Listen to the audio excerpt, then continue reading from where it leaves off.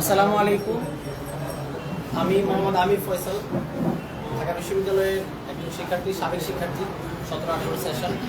তো আপনারা অনেকেই জানেন যে আজকে হিজাব নিকাব ইস্যুতে আজকে বাংলা ডিপার্টমেন্টে একটা ঘটনা হয়েছে পরীক্ষা চলাকালীন সময়ে। তো যিনি ভিকটিম তিনি আমার আপন ছোট বোন তাহমিনা আক্তার। তো আমরা তার কাছ থেকে সেই ঘটনাটা শুনতে চাই এবং এতদ সংক্রান্ত যে আলোচনাগুলো হয়েছে সেই ব্যাপারগুলো যেন সে বলে আমরা স্পষ্টভাবে তার কাছ থেকে শুনতে চাই। আসসালামু আলাইকুম, আমি তাহমিনা আক্তার তামান্না, সেশন 2022 বাংলা বিভাগ, ঢাকা বিশ্ববিদ্যালয়। আজকে থেকে আমাদের দ্বিতীয় বর্ষের তৃতীয় সেমিস্টারের ফাইনাল পরীক্ষা শুরু হয়েছে সকাল 9টা থেকে। আজকে আমি যখন পরীক্ষা শুরু করার কিছুক্ষণ পরে যখন টিচার খাতা সাইন করতে আসবেন, তখন কর্তব্যরত যে স্যার ছিলেন উনি আসেন, মানে আমার সামনে গেলে সাইন করার পরে যখন আমার কাছে আসেন তখন স্যার আমার কাছে অ্যাটেন্ডেন্স শিটটা দেন আর আমাকে আমার খাতাটা নিয়ে যান সাইন করার জন্য। তখন স্যার আমাকে বলেন যেন আমি মুখ খুলি। আমার মেকআপ করা ছিল, তখন আমি কিছু বলতে পারতেছিলাম না, কারণ আমি যে না করবো তো আমি ওই ওয়েটা পাচ্ছিলাম না যে স্যার কীভাবে না করবো। তো আমি দাঁড়িয়েছিলাম মাথা নিচু করে। তখন স্যার আমাকে আবার বলে যে তুমি বসো, মুখটা খুলো, আমার তো চেক করতে হবে। আমার আসলে হাত পা কাঁপতেছিল তখনই, আমি তখন মাথা নিচু করে থাকি। তখন স্যার আমাকে আবার বলে যে কোনো সমস্যা কিনা। তখন আমি বলছি যে জি স্যার। তখন স্যার জিজ্ঞেস করে যে মুখ খুলবা না, তখন আমি বলছি যে জি না স্যার। একটু জোরে আপু। তখন হচ্ছে কি আসলে ওই মুহূর্তে মাথা কাজ করতেছিল না যে কীভাবে কী বলা যায়, তার উপর ফাইনাল পরীক্ষা। এরপর স্যার বলে আচ্ছা ঠিক আছে। তখন স্যার আমার কাছে অ্যাটেন্ডেন্স শিটটা নেয় আর আমাকে মানে খাতাটা ফেরত দিয়ে বলে ঠিক আছে তোমারটা একটু পর সাইন করছি। তারপর স্যার চলে যান। আমার তো তখন অনেক টেনশন হচ্ছিল, বুঝতে পারতেছিলাম যে কিছু একটা হতে পারেনি। তখন হচ্ছে সামনে চেয়ারম্যান স্যার ছিলেন, পরে স্যার হচ্ছে ওনাদের কাছে যান, গিয়ে কথা বলেন। আমি বুঝতেছিলাম যে আমার বিষয়ে কথা হইতেছে। তখন ওইখান থেকে চেয়ারম্যান স্যার উঠে আসলে একটু পরে, চেয়ারম্যান স্যার উঠে এসে তারপরে হচ্ছে গিয়ে একটু পরে হচ্ছে আমাদের যে এক ম্যাম, উনি ম্যাম আসেন। ম্যাম এসে পরে জিজ্ঞেস করেন যে কী সমস্যা, আমাকে দাঁড়া করে জিজ্ঞেস করেন। পরে আমি বলতেছি যে কী সমস্যা, খাতা সাইন করাতে দাও না কেন, মুখ দেখাবে না। তখন আমি বলি যে না করে আসি। পরে ম্যাম হচ্ছে সাইন করেন। সাইন করার সময় আসলে আরও কিছু কথা বলেন যে আসলে এটা তো নিয়ম, মুখ খুলতে হবে, মুখ না খুলে মানে দেখবো কীভাবে বা চিনবো কীভাবে, সেটাই হোক আমাদের যে প্রচলিত নিয়মগুলো আছে ওগুলো আর কি ম্যাম বলেন।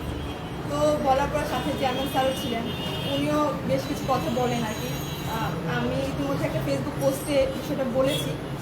তো বলার পরে হচ্ছে গিয়ে ওনারা চলে যান আমার খাতা সাইন করে। ম্যামকে আমি মুখ দেখিয়েছিলাম, ম্যাম হচ্ছে আমাকে দেখতে যান আইডেন্টিফাই করার জন্য। পরে আমি এক পাশ ফিরে ম্যামকে মুখ খুলে দেখিয়েছি। দেখানোর পরে ম্যাম আমার কাছে সাইন করেছেন। সাইন করে তারপর হচ্ছে গিয়ে ম্যামরা চলে যান। তখন আসলে আমি মানে ভয়েই হোক আর যে কারণে আমার কান্নাকাটি অবস্থা শুরু হয়ে গেছিলো। ম্যাম আমাকে বোঝান যেন হচ্ছে গিয়ে এইটার প্রভাবটা যেন আমার পরীক্ষা খাতায় না পড়ে। ম্যাম আমাকে বলেন যে ভালো করে পরীক্ষা দাও, এই বিষয়ে আমরা পরে কথা বলি বা কিছু। ম্যাম এভাবে বুঝান আমাকে যে এটা তো আসলে নিয়ম, কিছু করার নেই বা এরকম একটা কথা। তো যাই হোক, এরপরে তো শেষই হলো। এরকম ঝামেলা হওয়ার পরে আমি আর ম্যামের সাথে পরে দেখা করি নাই, চলে আসছি রুমে আর কি। আসার পরে আমার মনে হচ্ছে যে এই বিষয়টা প্রতিবাদ করা উচিত। আমি এই বিষয়টা নিয়ে শুধু প্রথম না, আরও আগে হচ্ছে কি বিভিন্ন জায়গায় এই নেকা বিষয় নিয়ে ঝামেলায় পড়ছে। তো দেখা যাচ্ছে গত সরকারের আমলে হয়তো আমরা সব কিছু বলতে পারি, তো যেহেতু এই সরকারের আমলে আমরা সব কিছু বলতে পারতেছি, আমাদের বাক স্বাধীনতা পেয়েছি, তো আমার মনে হচ্ছে বিষয়টা প্রতিবাদ করা উচিত। তো আবার হচ্ছে আমার ডিপার্টমেন্টের গ্রুপে হচ্ছে বিষয়টা আলোচনা হয়, আমাদের ব্যাচমেটরাও অনেকে আমাকে বিষয়টা নিয়ে প্রতিবাদ করতে বলেন, কারণ অনেকেই নানা ধরনের সিনিয়ররা সহ অনেক সময়ই অনেকে প্রবলেমের শিকার হয়েছে। তো তারপর হচ্ছে আমি একটা পোস্ট দিই, আমার নিজের আইডিতে পোস্ট দিই, আবার ঢাকা বিশ্ববিদ্যালয়ের শিক্ষার্থী সংসদে পোস্ট দিই। তো ওইখানেও পোস্টটা ভালোই রিচ পায়, সবাই হচ্ছে নানা ধরনের কমেন্ট করে, সবাই বেশিরভাগ সাপোর্টিভই ছিল।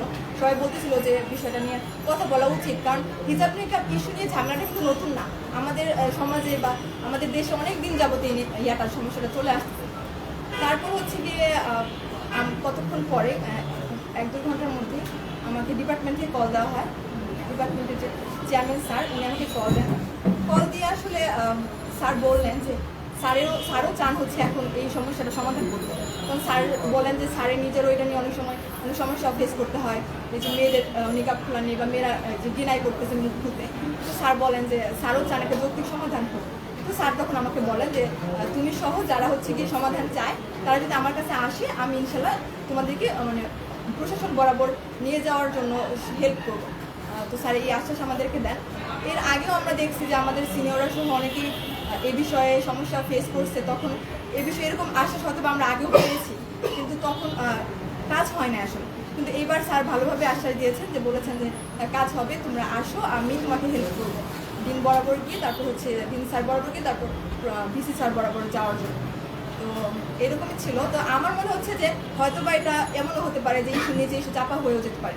তো আমার মনে হচ্ছে যে আমি শুধু এখন না, আরও আগেও যেহেতু সমস্যা ফেস করছি, তো আমার মনে হয় বিষয়টা নিয়ে আমার একটা অফিসিয়ালি দাবি উত্থাপন করা উচিত। শুধু আমার না, আমার মনে হয় ঢাকা বিশ্ববিদ্যালয়ের সবগুলো মেয়ে যারা হচ্ছে হিজাব নিকাব পরে, তাদের এই স্বাধীনতার হস্তক্ষেপ করা হয়। দেখা যাচ্ছে যে হিজাব নিকাব করলেই তাদেরকে বিভিন্ন ধরনের হ্যারাসমেন্ট করা হয়, বা দাঁড়িয়ে বিভিন্ন কথা শোনানো হয়, সে যেটাই হোক, আপনারা অনেক কিছু হয়তো বা জানেন।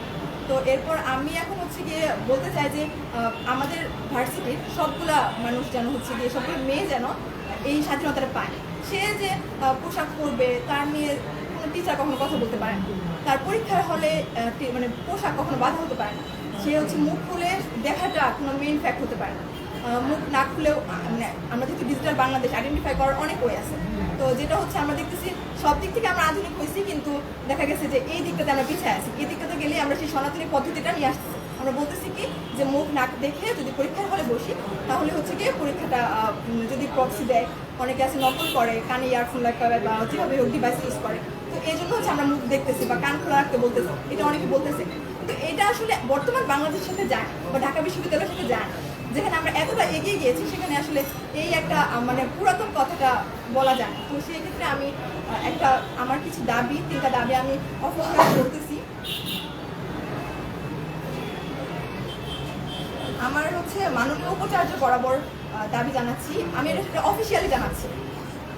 এটা হচ্ছে অনতিবিলম্বে ঢাকা বিশ্ববিদ্যালয়ের সকল পরীক্ষা ও ভাইভায় সনাতনী পদ্ধতিতে শিক্ষার্থীদের চেহারা দেখে শনাক্তকরণ প্রক্রিয়া বন্ধ করতে হবে। বায়োমেট্রিক পদ্ধতিতে ফিঙ্গারপ্রিন্টের মাধ্যমে শিক্ষার্থীদের শনাক্ত করতে হবে। 2 নম্বর হচ্ছে বায়োমেট্রিক পদ্ধতি চালু করার পূর্বে পর্যন্ত নারী শিক্ষার্থীদেরকে পরীক্ষা ও ভাইভায় নারী শিক্ষার মাধ্যমে শনাক্ত করার কার্যকরী ব্যবস্থা গ্রহণ করতে হবে। ইতিপূর্বে নারী শিক্ষার্থীদের সাথে সংঘটিত প্রতিটি নিপীড়ন ও হেনস্থার যথাযথ তদন্ত সাপেক্ষে সকল নিপীড়কদের বিরুদ্ধে বিশ্ববিদ্যালয় ও দেশের প্রচলিত আইন অনুযায়ী ব্যবস্থা গ্রহণ করতে হবে। একটা কোয়েশ্চেন করি না, পরবর্তীতে যদি এই দাবি মেনে না নেওয়া হয় তাহলে কি কোনো কর্মসূচি থাকছে কিনা? এই দাবি যদি মেনে না নেওয়া হয় তাহলে কি কোনো কর্মসূচি থাকছে কিনা বা কোনো আলটিমেটাম দিচ্ছেন কিনা?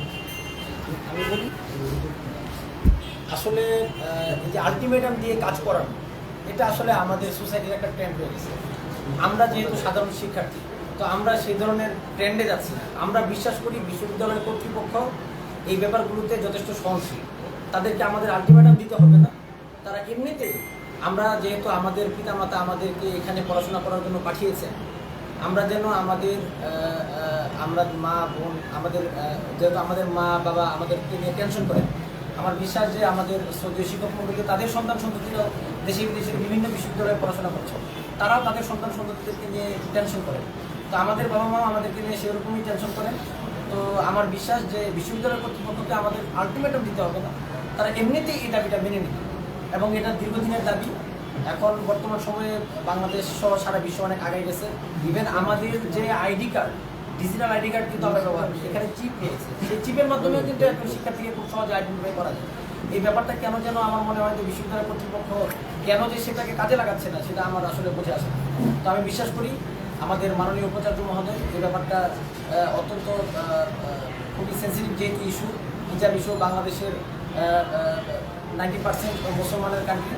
তো এই ব্যাপারটা যেন খুবই সেন্সিটিভলি এবং খুবই স্ট্রংলি এই ব্যাপারটা দেখেন এবং এত সংক্রান্ত যে সনাতনী আইন রয়েছে, সে আইনটা যেন অনতিবিলম্বে সেটা যদি সিলেটে উত্থাপন করার মাধ্যমেও সংশোধন করার দরকার পড়ে, সেটাও যেন উত্থাপন করেন। কারণ একজন মেয়েও যদি এটার কারণে হেনস্থার শিকার হয়, একটা মেয়েকে যেমন রাস্তাঘাটে উন্না পড়তে বলা, এটা যেমন একটা ক্রাইম, এবং এটার মাধ্যমে একজন মানুষ যেমন অপদস্থ হয়ে মানে একটা মানুষকে গ্রেপ্তার করা হচ্ছে, ঠিক তেমনিভাবে একজন মেয়েকে নিকাব খুলতে বলা, সেটাও এক ধরনের ক্রাইম, সেটাও একটা ক্রাইম।